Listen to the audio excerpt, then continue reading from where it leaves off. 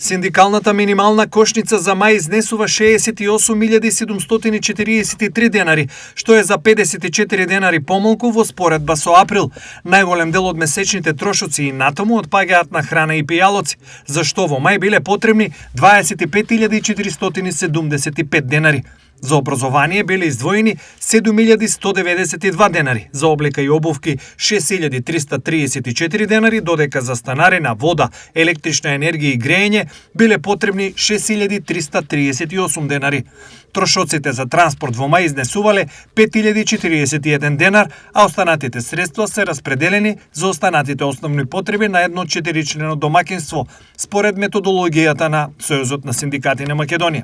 Според пресметките на ССМ, доколку се вклучи и изнаемен стан од 60 квадратни метри, вредноста на синдикалната минимална кошница за мај достигнува 84.117 денари.